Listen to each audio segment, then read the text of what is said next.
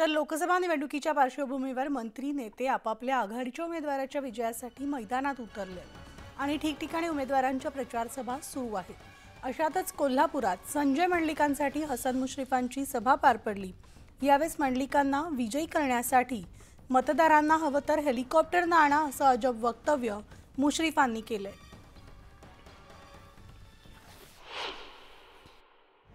आणि लाख सव्वा लाख मताधिक्य आपण जर घेतलं तर संजय मंडलिकांचा पराभव करणं प्रत्यक्षात भगवानाला सुद्धा शक्य होणार नाही। अशा प्रकारचं आपण व्यूहरचना करायची आहे।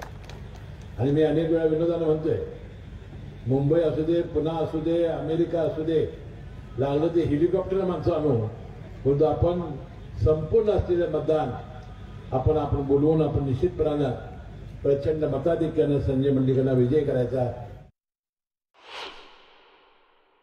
हेलिकॉप्टरने मतदार आणू असं म्हणणं म्हणजे मतदारांची सगळी व्यवस्था करायचं ठरलेलं दिसतंय।